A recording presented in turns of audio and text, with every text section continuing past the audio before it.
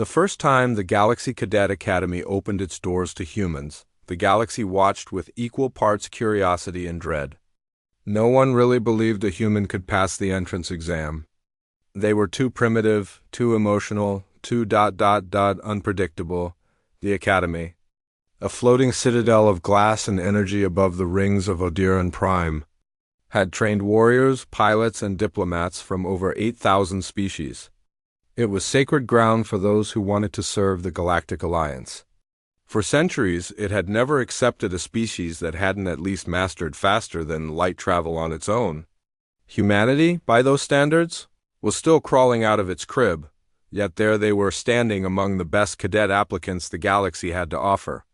Over 50,000 beings had applied from across the spiral arm: feathered Illyrians, crystalline Malaxians, bio-engineered Draxil, and in one of the back rows, a single human who looked both small and out of place in their academy, issued gray uniform. The name tag read simply, T. Holt. The T was anyone's guess, but most cadets assumed it stood for Terran.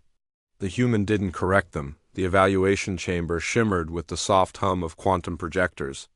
Dozens of cadets waited their turn as Senior Commander Verkin floated across the room, a tall silver-blue being whose 4 eyes seemed to see through bones. Verkin was infamous for his fairness and his utter lack of patience. When he called your name, your fate was sealed. One way or another. Next, human applicant, Verkin announced, his voice smooth but curious. Even he hadn't seen one up close before. The chamber fell into silence. A half-whispered series of clicks, chirps, and telepathic murmurs rippled through the AI as Teholt stepped forward. No trembling, no nervous shifting. Just a quiet, focused calm that made some of the nearby cadets uneasy. Everyone expected this human to fall apart halfway through the first scan. The entrance exam wasn't just physical or academic, it tested biology itself. The Academy's scanners measured neural adaptability, genetic resilience, and empathic coherence. All cadets had to survive the luminary sequence, a test that determined how an individual's life energy resonated with dimensional fields. It was science, ritual, and art all at once. Some failed quietly. Others screamed. None ever glowed. When the human placed both hands on the crystalline sphere of the scanner, a soft hum filled the chamber. The device pulsed to life, sending ethereal waves of color through the air. Normally it shimmered in blue tones, stable, balanced, predictable. This time it turned brilliant white for a fraction of a second, then shifted violently into a chaotic ripple of gold and crimson. The system hiccuped. Screens around the chamber blinked, flickered, and spat out lines of incomprehensible data. The floor panel shuddered. Commander Verkin's secondary eyes widened. What is stop the scan? Stop it. Technicians scrambled to override the system, but the scanner wasn't responding. The human remained still as an unbroken beam of light seemed to burst from the orb and move up their arms. Gasps echoed across the chamber. Cadets backed away, tails flicking, wings fluttering, tendrils pulling close in instinctive fear. Then the light surged brighter. The human silhouette was lost in it for the briefest instant, and every sensor in the room shut down completely. Darkness fell. When the emergency systems rebooted, the scanner was a smoking ruin. The human was still standing, eyes open, unharmed. No one spoke for almost a full minute. The only sound came from a small ventilation unit cycling air back into the chamber. Commander Verkin floated closer, cautious but fascinated. Human, he said slowly, what did you do? T. Holt blinked, flexing their fingers as if expecting to find burns or scars. I don't know, I just... Held on, the technicians began murmuring to one another in panic. Readouts scrolled across their holographic panels. One number stood out, an energy output reading that shouldn't have been possible for an organic being. Commander, one of them said shakily. The scanner recorded a level 7 flare in quantum resonance. That's higher than any known species, even Elan prototypes. That's impossible, Verkin replied sharply. The human genome doesn't even register on dimensional harmonics. They shouldn't have produced a reading above .01. Yet the system was clear. The human had lit up the scanner. Around the chamber, cadets exchanged uncertain glances. Some looked awed. Others looked offended, even threatened. For elites who had trained their whole lives to achieve resonance, seeing a primitive species outshine them was almost an insult. The Draxil lieutenant nearest Holt hissed in disbelief, its crystalline carapace vibrating audibly. Primitive worlders do not bend the field. This is falsified. Holt looked at them evenly. If it's falsified, maybe you should take another turn. A low murmur circled the room, half laughter, half shock. Verkin raised one elegant hand, silencing the noise. Enough, the test is void. The scanner must be recalibrated. Old data is to be secured immediately. Still, his eyes lingered on the human's face. There was curiosity there, not suspicion, not fear, but something almost like wonder. In the days that followed, the incident spread through the academy like a wildfire through dry grass. Every hall, every mess station, every dormitory buzzed with rumors about the human who broke the scanner. Some claimed it was a malfunction. Others whispered that humans might have some dormant power no one had noticed before. Something older and more chaotic than the academy could measure. The administration tried to keep it quiet, but data leaks trickled across secure channels. A few instructors were quietly reassigned. The scanner itself was sealed away for further inquiry by dimensional physicists. Yet everyone understood what that really meant. The council was worried. Meanwhile, Holt continued through the rest of the entrance trials as though nothing unusual had happened. They weren't the fastest runner nor the strongest in zero-gravity drills.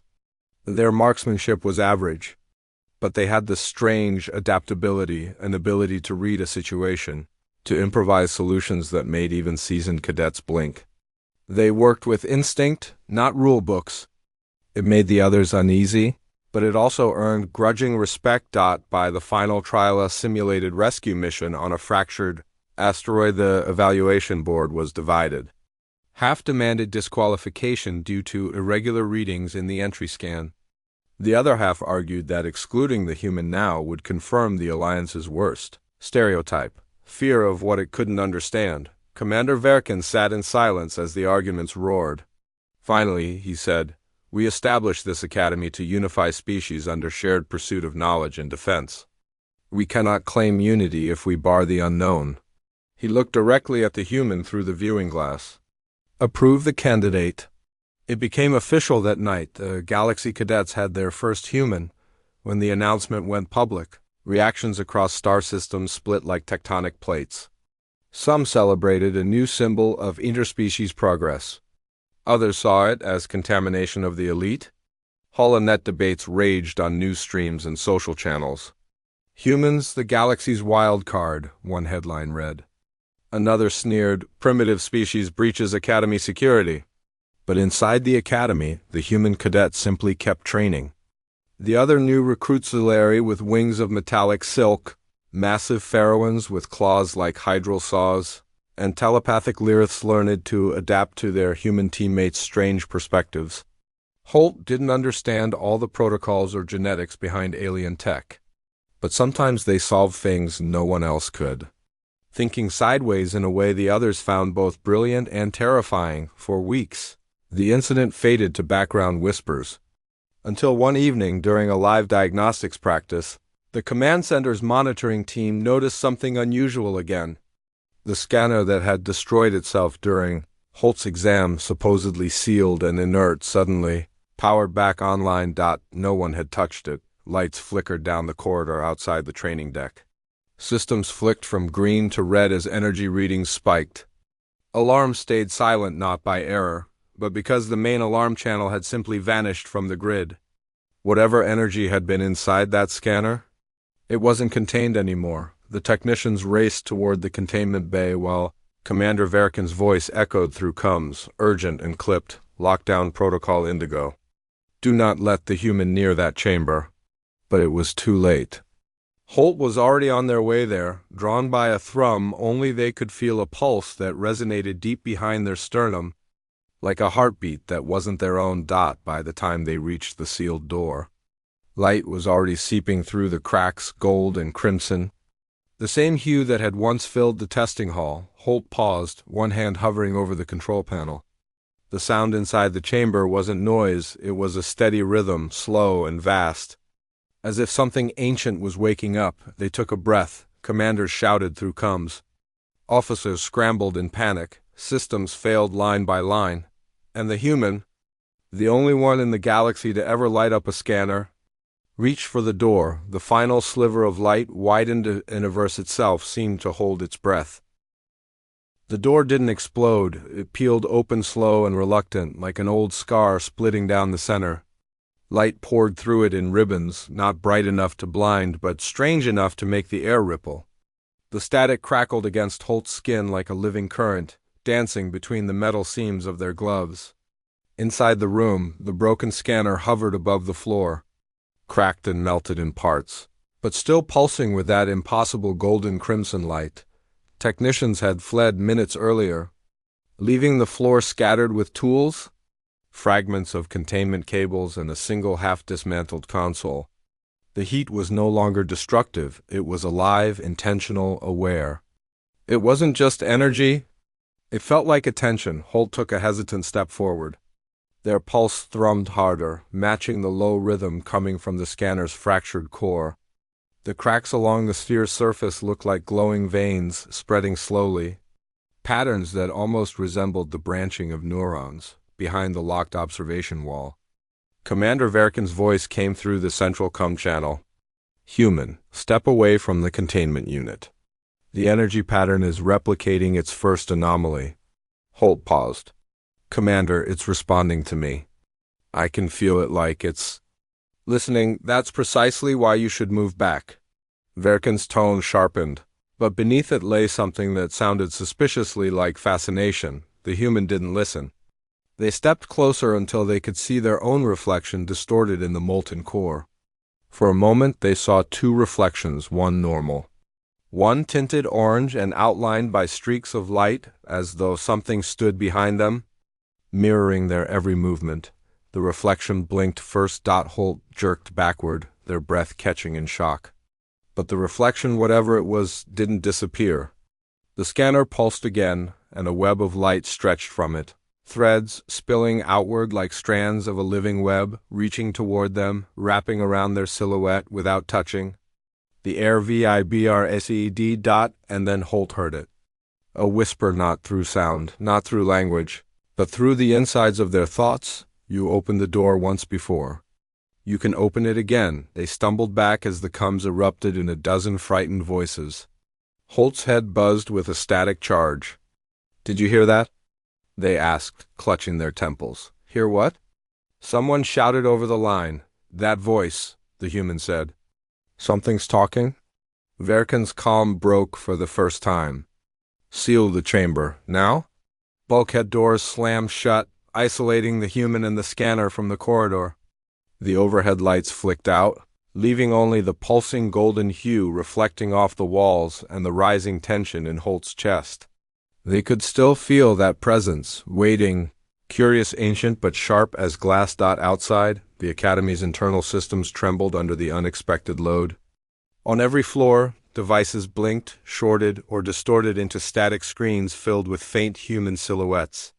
The AI administration core of the Academy, and intelligence older than most species, issued a priority. Alert: containment breach risk. Energetic identity unknown, yet the pattern was familiar.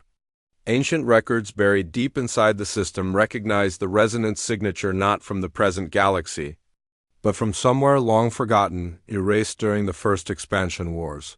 Meanwhile, inside the sealed chamber, Holt crouched by the scanner, watching as the light began to draw inward, focusing into a single beam, as though forming an eye that looked right at them. The beat that had pulsed through their chest started sinking faster, until Holt could barely separate their own heart rhythm from the vibration in the air. "What do you want?" Holt whispered, almost afraid to hear an answer. "To remember." The voice said. The golden hue brightened, more shapes unfolding in the air, not mere random patterns, but holographic fragments of landscapes, symbols, and figments of impossibly distant stars. Something was showing them memories, or maybe warning signs. Holt saw flashes, vast skies bending around what looked like Earth, but not Earth as they knew it.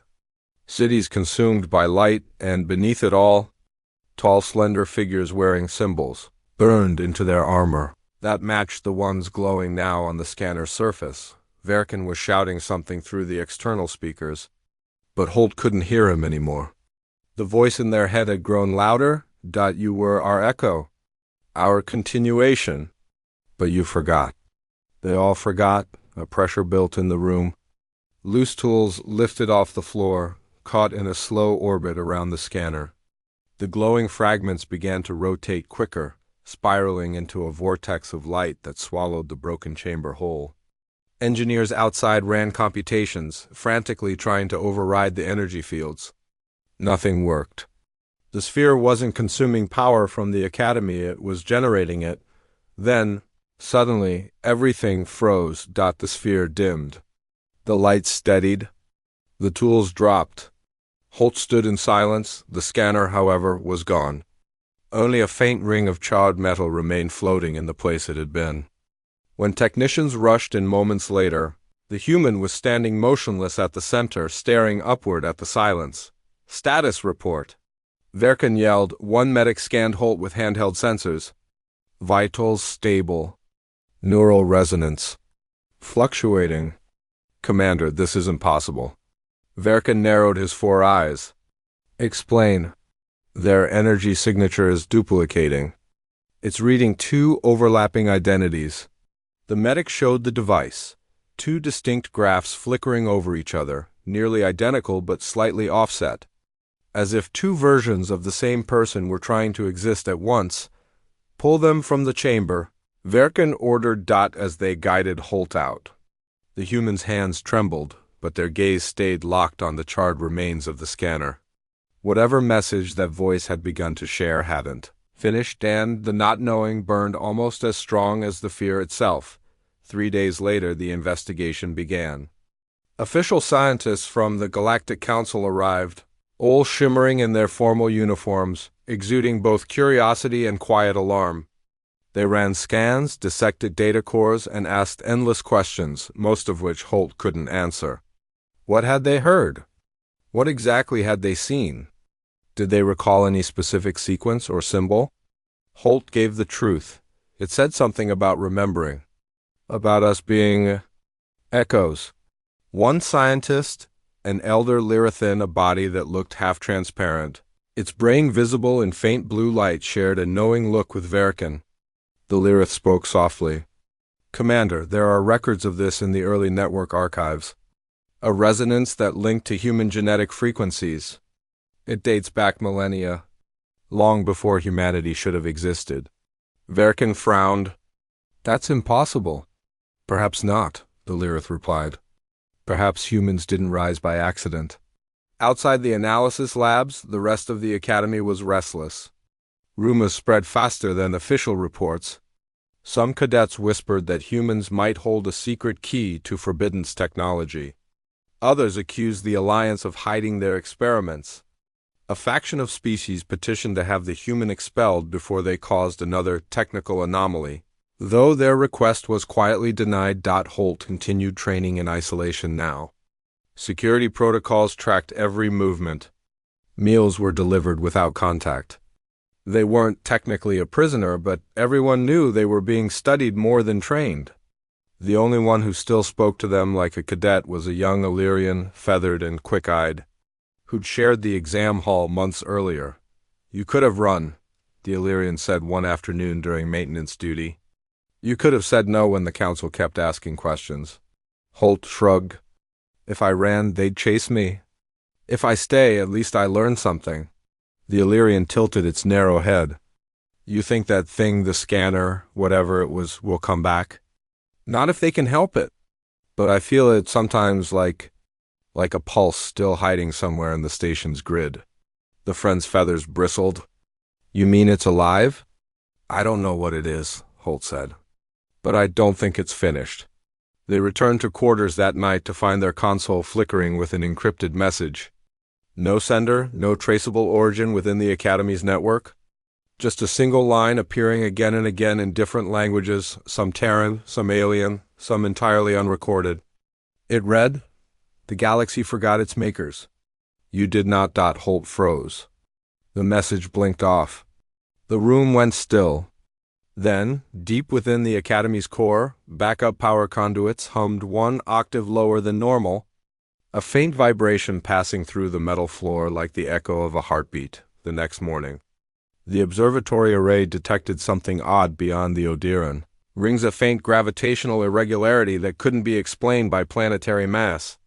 It pulsed steadily every 7 seconds. Identical frequency to the scanner's last recorded burst. Verkin stood before the holographic display, his expression hard.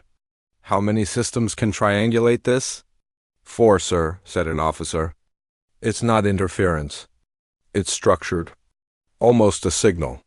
From the back of the room, Holt's voice cut through quietly. It's calling back. The commander turned. You believe it's contacting you? I don't know. But it feels the same, Holt said, rubbing at their wrist where faint glowing veins now threaded beneath the skin. It's not random. It's searching for something. Verkin watched the resonance patterns loop across the display. The pulse 7 seconds apart like a slow, deliberate knock from somewhere deep in space. He exhaled. Prepare a secure shuttle for perimeter investigation. And human, he paused, you're coming with us. As the crew readied the shuttle and the signal pulsed again closer now, stronger something unseen far beyond the planet tilted its gaze toward the Academy. It had taken millennia for anyone to touch the right key. Humanity had finally done it. And somewhere in the black between stars, something vast began to stir. The shuttle skimmed above the rings like a dark splinter against the gold dust of the Odiran system. Inside, the engine hum held a strange quiet between each breath of the crew. Commander Verkin stood near the main viewport, 4 eyes fixed on the streaking horizon, while Holt sat strapped beside the controls, their hands loose but restless. The pulse steady, 7-second rhythm played across the shuttle's sensors like a patient heartbeat from beyond the void. Signal strength increasing, said the Illyrian pilot, her feathers trembling softly. Phase stability nominal. For now. Holt could feel the vibration through the metal floor, not just under their boots, but inside their bones. Every cycle matched the odd resonance their body had started producing after the scanner incident. Every time it came, their skin flushed with faint warmth, the faint veins under their wrist glowing for a second. Verkin glanced back. Human, he said, the word carrying equal weight and weariness. If it reacts again, tell me before you lose control. I haven't lost control yet, Holt replied quietly. Yet, Verkin repeated. Dry as desert air, outside, the sensor beams painted the ring fields in thin ghost light. Then, through the shifting debris and glimmering dust, something appeared, a black spot, not a shadow but an absence, as if light itself avoided the region. The shuttle dropped speed automatically. Alarms whispering warnings no one dared voice aloud. There, said the pilot, pointing at the display. That's where the signal originates. The void wasn't empty. It rippled like water disturbed from beneath. Slowly, outlines began to form, metal fused into stone, massive shapes that looked half machine, half fossil. The crew went silent. Holt leaned forward. Is that a wreck? Verkin's voice dropped. No, that's architecture. The structure turned slowly within the glowing ring dust, a colossal construct half buried in metallic debris, shaped like concentric spires twisting inward toward a hollow core. The scanners confirmed it wasn't natural, but the age reading came back wrong. It's older than the Alliance itself, said one officer. By at least 100,000 years. Holt's pulse quickened. The warmth under their skin spread higher, across the back of their neck. Something inside them knew this place, though they couldn't say how. Commander, the Illyrian pilot said nervously, the resonance is syncing with our own systems. It's using our ship as a conduit. The lights flickered, and for a heartbeat, Holt felt the faint brush of that same voice whisper through their thoughts again. Asterisk. Asterisk home. Asterisk. Asterisk. The ship trembled. Power it down. Verkin ordered, too late. The shuttle's engine core overloaded, humming into a low tone before cutting out completely. For 2 terrifying seconds, the craft drifted dead in the silence. Then just as suddenly, gentle gravity seized it, not falling, but guiding, pulling the shuttle toward the black structure's surface. They descended through a faint field of golden dust until they landed softly on what seemed like metal sand. No visible power lights, no signals, no atmosphere leaks. Yet somehow there was a breathable field of thin air outside when they checked. Against all judgment, Verkin muttered, "We're going out." When the door opened, the air tasted strange, sharp, metallic, alive. The surface was covered in etched markings, all glowing faintly when Holt stepped on them. Lines spread beneath their boots like cracking light. The others flinched. "Why is it responding to you?" one of the guards demanded. Holt stared down, helpless. "Maybe because I woke it up once before." They moved deeper into the ruins. Each step lit another path, guiding them inward. The deeper they went, the clearer the carvings became, murals made not for decoration but instruction, showing species from across time standing beneath stars, reaching upward toward an unformed shape. The artistry was unmistakably ancient, but one face repeated through the designs. Slightly different each time, a shape unmistakably human, bearing symbols identical to those branded into the destroyed scanner's shell. "They're humans," whispered the Illyrian. "But this place predates human civilization by millennia." "That's not possible." Verkin walked closer, examining the carvings with two of his 4 eyes while the others watched the translator flicker. "These aren't depictions," he said. "They're genetic sequences. The engravings describe how to build a human." The silence that followed was thick enough to crush the next breath. Holt felt the bottom drop out of their understanding of the universe. Suddenly, those whispers in the scanner made a terrifying kind of sense. The claim that humans were echoes, remnants of something older. A low hum followed through the chamber walls. Then, faintly, the voice came again, not with words, but tones vibrating in patterns that still somehow carried meaning. ***, remember. The design endures. The memory continues. ***. The walls began to rearrange, shifting like puzzle pieces. Massive slabs lifted to reveal a passage spiraling downward into what looked like the core of the entire structure. Sparks of golden light drifted through the air like dust motes, forming the shape of a vortex. Static popped in Verkin's communicator. The ship above had reconnected to the Academy briefly before interference swallowed the channel again. A faint voice an officer broke through, shouting warnings. Something enormous had appeared near the far side of the ring.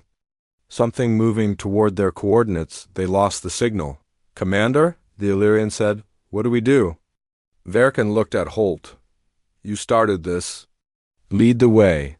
That wasn't an accusation, but it sounded close enough. Holt swallowed the dry lump in their throat and stepped forward down the spiral path. The walls lit gradually with each step. The glowing veins pulsed faster, not in warning but in invitation. Below, the tunnel opened into a circular chamber large enough to fit a city square inside. Floating at its center was a sphere, another one, larger than the scanner but identical in shape. Around its base lay skeletal remains of machines. Towering constructs frozen mid-construction, as though abandoned suddenly eons ago. The big sphere pulsed once as Holt stepped into the chamber. "You found the source," Verkin murmured. "No," Holt said under their breath. "I think it found us." From above, the chamber roof shimmered. Then came a deep hum like thunder moving through stone. Outside the ruins, something massive cast its shadow over the ring fields. The crew scrambled to the viewport slit carved into the upper wall. Through it they saw movement, several massive ships descending, their hulls shining black with reflective armor.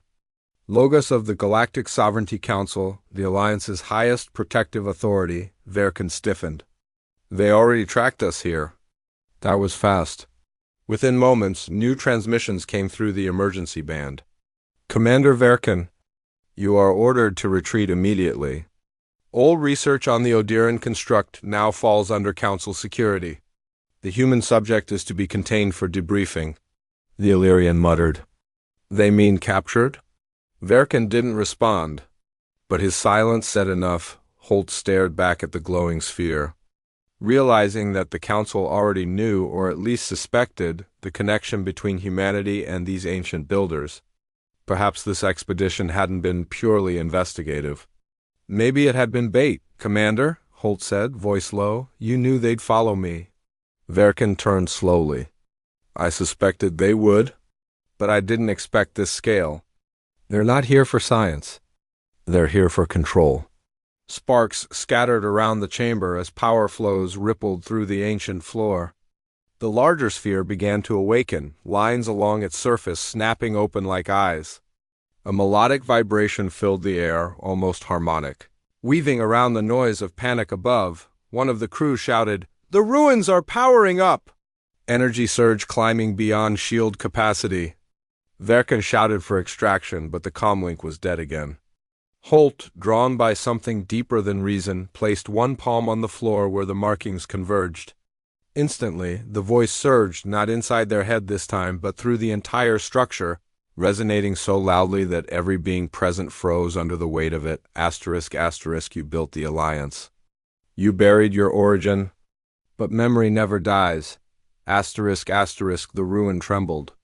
Outside, the council ships fired stabilizing beams trying to lock it down, thinking it an unstable reactor.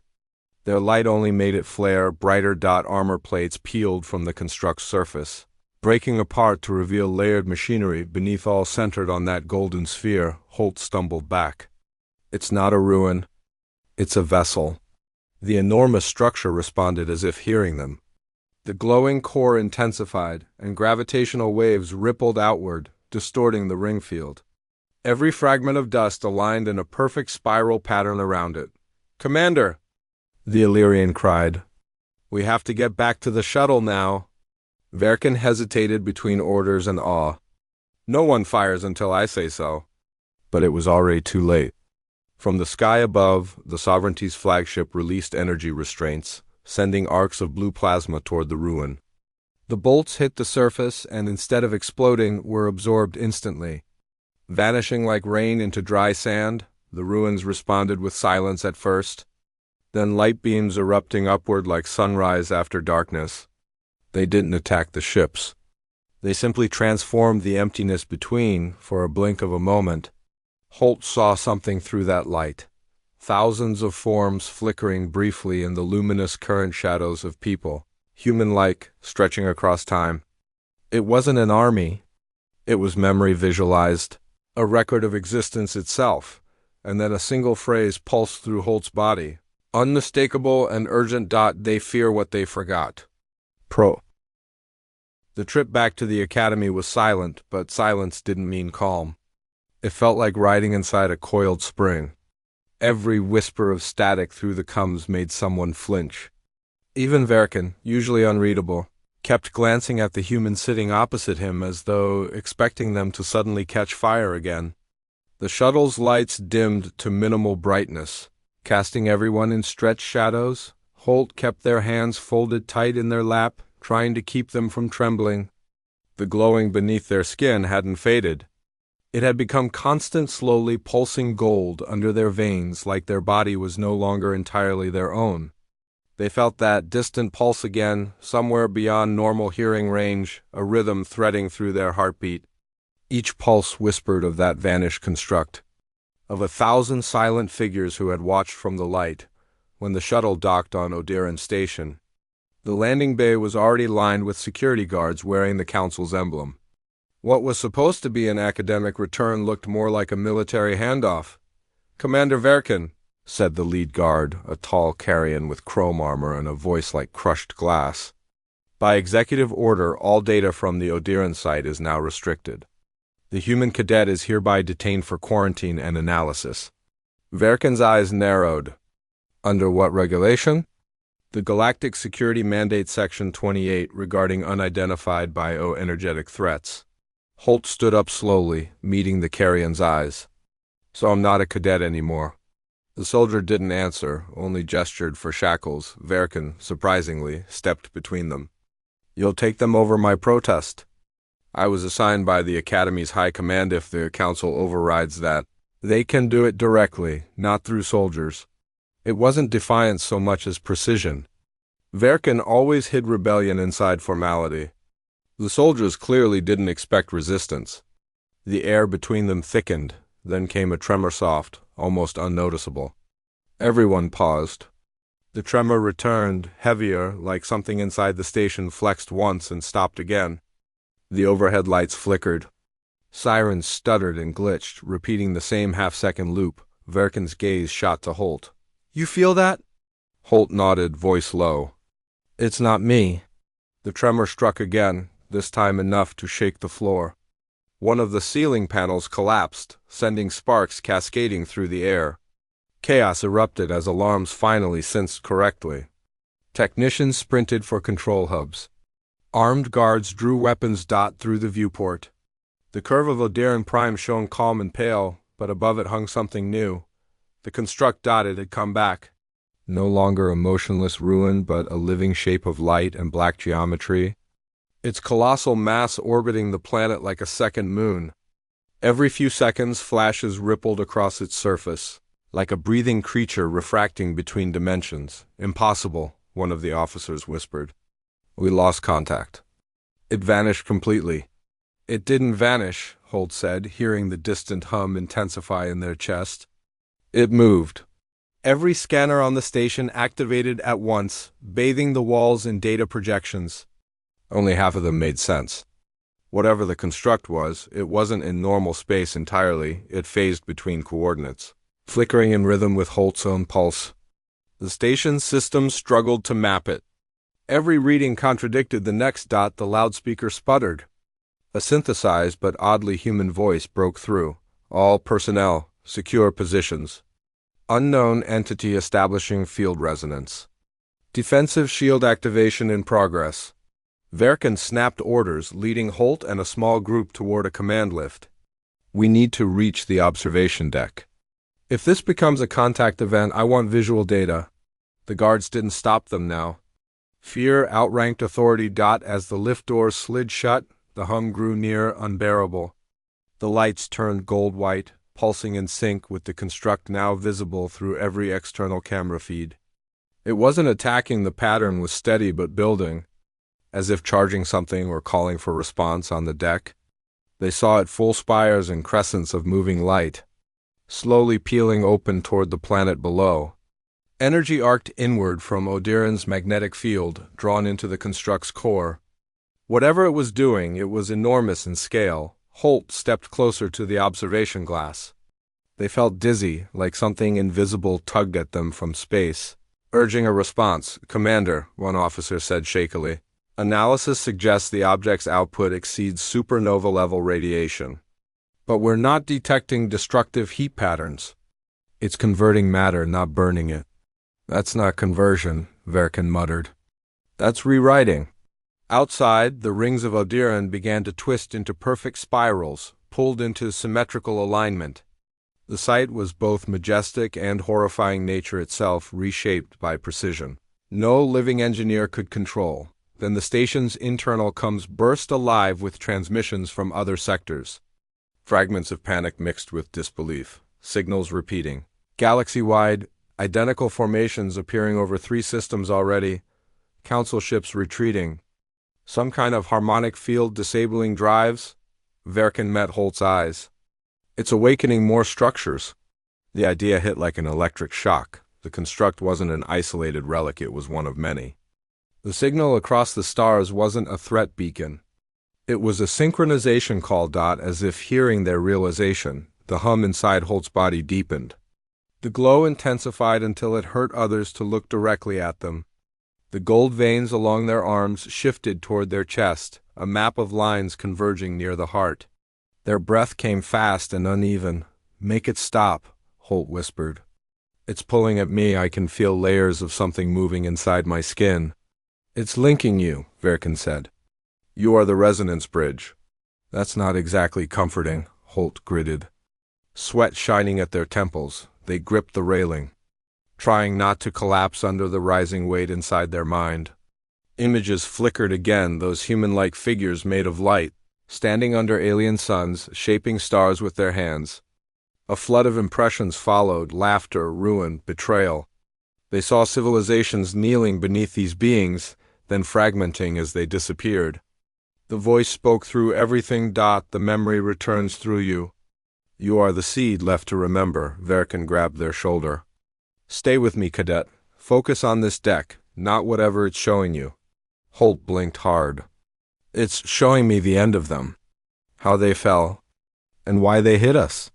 The power inside the construct pulsed brighter, blindingly so. The entire station vibrated.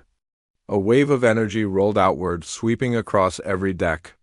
Screens froze, gravity wavered. Time itself seemed to skip half a heartbeat forward. When vision cleared, most of the systems were down. Half the observation panels were cracked. Outside, the construct now radiated a column of light downward toward Adiran's surface. It wasn't an attack beam that was drawing something up, threading fragile energy filaments into the upper atmosphere. Commander, atmospheric sensors are recording carbon-based data patterns. Wait, those are biological. Holt's stomach turned. It's reaching for life. Verkin's jaw clenched. It's rewriting the code of existence itself, and the Council has no idea how to stop it. He motioned to the remaining crew. Prepare evacuation protocols, quietly, if the Council overruns us. I don't want them capturing Holt, but sir, that's an order. Holt looked away from the glass, guilt spreading across their face. You can't hide me forever. We only need time, Verkin said. If these constructs are connected to your people's origin, then they're responding to something buried in your biology. There must be a way to disrupt or redirect it. Or it'll use me as the transmitter, Holt said bitterly, before Verkin could respond. The deck shuddered under a blast from the outer perimeter. Council heavy cruisers had opened fire, their blue energy arcs cutting through the station's residual shields. The unleashing of cosmic power met an ancient countermeasure. Every beam simply bent around the construct and vanished harmlessly. The outpost shook under the backlash. One blast hit close enough to rock the deck violently. Holt was thrown sideways. A guard caught them by the arm, pain flashing through both of them as the glowing veins flared brighter at the contact point. The guard yelped and pulled away, his equipment shorted instantly. More alarms. The construct above the planet changed its rhythm. The steady pulse grew faster, as though responding to aggression. Beams of light extended outward, tracing invisible lines across the system. Commander, the Illyrian pilot shouted, it's connecting to our sun. Verkin whipped his head to the readings. Streams of energy now stretched from the construct toward Adiran's star, dissolving in light. The readings spiked past measurable thresholds. The construct wasn't attacking, it was summoning power. Every ancient site in the archives, Verkin muttered. They weren't temples or weapons, they were parts of a single network. And I'm its amplifier, Holt said. No one contradicted the claim. The hum filled the air like thunder waiting to break. Suddenly the interior lights dimmed, replaced by golden radiance spilling through every vent and seam. The whole station shimmered as if becoming translucent, atoms rewriting themselves around a rhythm older than galaxies. Gravity inverted for a second, sending objects floating gently upward before crashing back down. Every person felt the same cold realization. The human heartbeat's rhythm was no longer just inside. Holt had echoed through the station's power core, each beat translating into a measurable surge through the systems. Light consumed everything: sound, movement, sensation. For a while there was no distinction between sky and metal, only radiance so bright it seemed to erase the idea of edges. Holt's first clear thought was that they were floating, yet not in space or gravity. More like drifting through a memory too big for one life to hold. And inside that brightness echoes whispered, not in words but in a feeling of distant kinship, like finding the shadow of your own thoughts in another mind. Then came breath, heat, a surface under their back. Holt blinked. The light softened into the white ceiling of the Academy's medical ward. Monitors pulsed quietly. Machines hummed. The faint smell of ozone lingered, a reminder that something extraordinary had just happened. Commander Verkin sat nearby, two of his eyes closed in deep focus, the other pair fixed on the human. Relief flickered across his face when Holt stirred. "Welcome back. You've been unconscious for 3 days. I was beginning to think the universe decided you'd done enough." Holt's voice came slow, rough. "The station. The light. Gone," Verkin said. Odiran station systems restarted 12 minutes after the collapse. The construct vanished completely. Every trace of it wiped from local space. No radiation, no debris. "But you somehow brought us through alive?" That word sat heavy. "Brought us through." Holt pushed up on one elbow, staring at their hands. The golden veins had faded, replaced by faint silver traces that shimmered only when they moved. "I didn't control it," they said quietly. "It stopped because it finished something." Verkin leaned forward. "And do you know what that was?" Holt thought about the last whisper before the blackout. "The gate opens. The makers return." They nodded slowly. "I think it rebuilt the link, but not the way they meant to use it. It didn't bring anyone back, it passed something forward. Memory, maybe? The part of their legacy that wasn't power or control." Verkin tilted his head. "Knowledge. Or warning," Holt murmured. "They built us because they wanted someone to remember what went wrong when they tried to play gods." Outside the viewport, Odiran's blue horizon turned beneath a peaceful sky. No trace of golden spirals now. Just a quiet world still orbiting an ordinary sun. Yet beyond that calm, across the network of stations and colonies, faint echoes of synchronized pulses had been recorded weak, almost like distant heartbeats fading away. Nobody knew if they were the other constructs shutting down or saying goodbye. Over the next week, Galactic Council investigators arrived in waves to question every surviving witness. Their tone was cautious, their eyes too careful.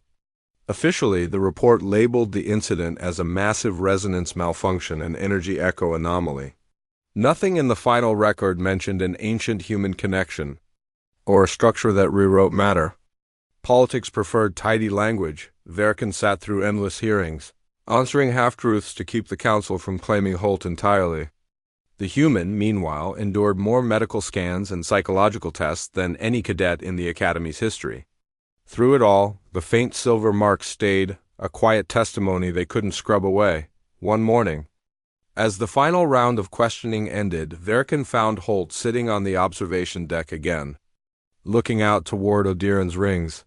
"They're still calling it a malfunction," Holt said without turning. Verkin approached, hands clasped behind his back. "Of course.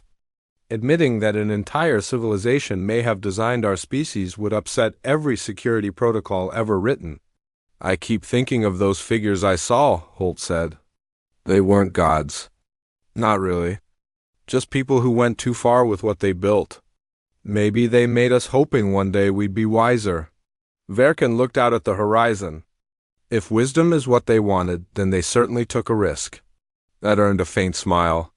"You still don't trust us." "I don't fully trust gravity some days," Verkin replied lightly. "But I respect what saved us." "That includes you?" Something inside Holt eased at that, a quiet acknowledgement they hadn't realized they'd needed. "What happens now?" "The Council will keep pretending this was a technical error." "The Academy, however, has reinstated you," Verkin said. "On probationary status? You might be the only cadet who managed to accidentally reboot a planet and still get a pass." Holt laughed. It came out shaky but real. "Guess I'm dependable, Chaos." "You're human," Verkin said with rare warmth. "That definition seems to include chaos by design." For a few months, normal life or something resembling it returned. Classes resumed, training continued. New cadets arrived, still whispering the legend of the human who lit the scanner. Most had turned it into a tall tale about mystical power and ancient codes. Fewer believed the reality that a single person had bridged time, long enough to remember a forgotten species' fall, yet sometimes, alone at night, Holt would feel that faint hum in their chest again. Not invasive anymore, but gentle, a rhythm like memory breathing. They began recording dreams, images of planets forming, cultures rising, decisions echoing across generations. When they sketched them afterward, the patterns matched no known worlds, yet they glowed faintly when lit by ultraviolet scans. It frightened and fascinated the researchers who noticed, a year later, the Academy held a quiet ceremony honoring the Odiran survivors. The council representative spoke politely but said little of meaning. When it was over, Verkin found Holt standing beneath the floating banners of thousands of species represented in the Academy. "You look restless." Verkin observed. "I feel like something's unfinished," Holt said. "That signal, it hasn't completely stopped. It's quieter, but not gone. Maybe the others, those connected constructs, they're still waiting for something?" Verkin folded his arms. "And what would that be?" "Maybe not a resurrection," Holt said softly. "Maybe an answer?"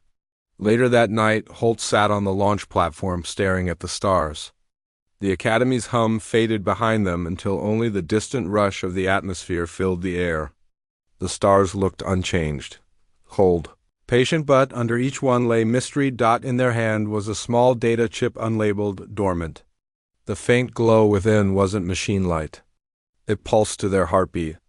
This had been retrieved from debris near the vanished station, a fragment the council overlooked. When activated, it projected symbols in the air, the same curved sequences from the ruins. Holt had translated enough to recognize a single repeating phrase, "Keep remembering." That night, they sent the message out through the Academy's outer-com array. Not to summon, not to warn, just a single broadcast carrying the story as it truly happened. The data spread through relay posts, then amateur networks, then independent archives. No censorship could catch it all. The truth was now free. Humanity had not merely evolved, they had been seeded, trusted to learn from ancient errors. Whether others believed it didn't matter. Weeks passed. Then months. Eventually, the faint systemic pulses stopped altogether. The galaxy quieted. Life went on. Trade routes reopened. Politics resumed its steady rhythm. But across 1,000 worlds, tiny changes appeared. Engineers reporting spontaneous breakthroughs. Scientists experiencing vivid dreams of geometry and music intertwined. Children sketching stars in never-before-seen arrangements. Echoes of memory hiding in the edges of human thought. Asterisk light consumed everything: sound, movement, sensation. For a while there was no distinction between sky and metal, only radiance so bright it seemed to erase the idea of edges. Holt's first clear thought was that they were floating, yet not in space or gravity. More like drifting through a memory too big for one life to hold. And inside that brightness, echoes whispered. Not in words, but in a feeling of distant kinship, like finding the shadow of your own thoughts in another mind. Then came breath, heat, a surface under their back. Holt blinked. The light softened into the white ceiling of the Academy's medical ward. Monitors pulsed quietly. Machines hummed. The faint smell of ozone lingered, a reminder that something extraordinary had just happened. Commander Verkin sat nearby, two of his eyes closed in deep focus, the other pair fixed on the human. Relief flickered across his face when Holt stirred. "Welcome back. You've been unconscious for 3 days. I was beginning to think the universe decided you'd done enough." Holt's voice came slow, rough. "The station. The light." "Gone," Verkin said. Odiran station systems restarted 12 minutes after the collapse. The construct vanished completely. Every trace of it wiped from local space. No radiation, no debris.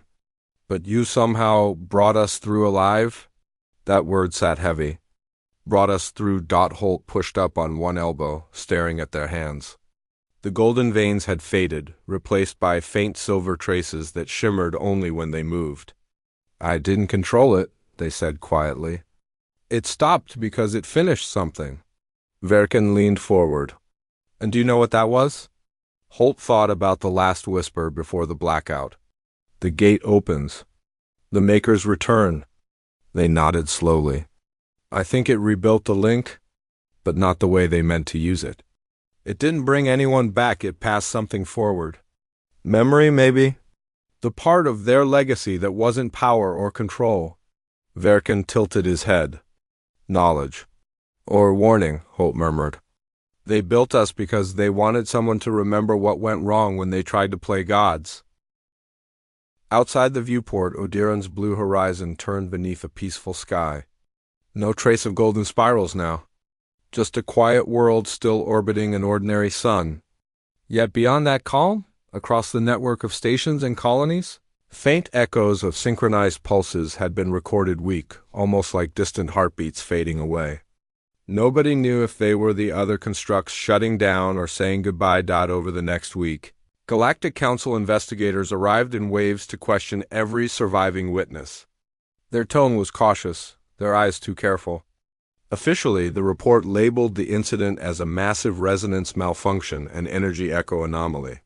Nothing in the final record mentioned an ancient human connection, or a structure that rewrote matter. Politics preferred tidy language. Verkin sat through endless hearings, answering half-truths to keep the council from claiming Holt entirely. The human, meanwhile, endured more medical scans and psychological tests than any cadet in the Academy's history. Through it all, the faint silver mark stayed, a quiet testimony they couldn't scrub away. One morning, as the final round of questioning ended, Verkin found Holt sitting on the observation deck again, looking out toward Odiron's rings. "They're still calling it a malfunction," Holt said without turning. Verkin approached, hands clasped behind his back. "Of course. Admitting that an entire civilization may have designed our species would upset every security protocol ever written." "I keep thinking of those figures I saw," Holt said. "They weren't gods?" "Not really. Just people who went too far with what they built. Maybe they made us hoping one day we'd be wiser." Verkin looked out at the horizon. If wisdom is what they wanted, then they certainly took a risk. That earned a faint smile. "You still don't trust us." "I don't fully trust gravity some days," Verkin replied lightly. "But I respect what saved us." "That includes you?" Something inside Holt eased at that, a quiet acknowledgement they hadn't realized they'd needed. "What happens now?" "The Council will keep pretending this was a technical error." "The Academy, however, has reinstated you," Verkin said. "On probationary status?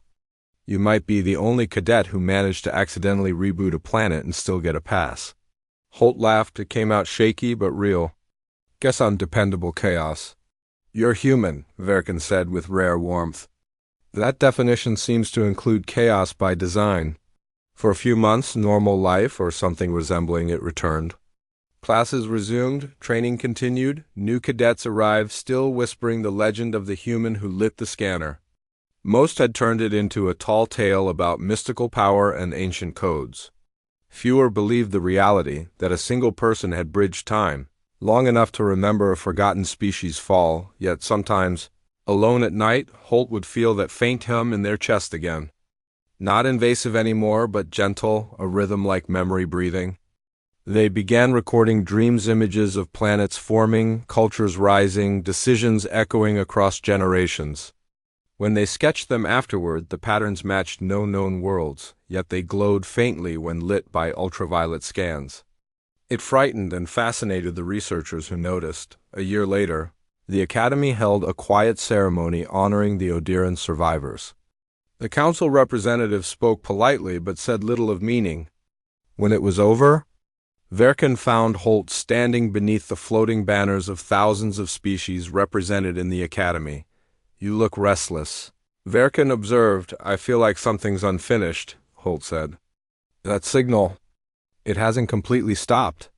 It's quieter, but not gone. Maybe the others, those connected constructs, they're still waiting for something."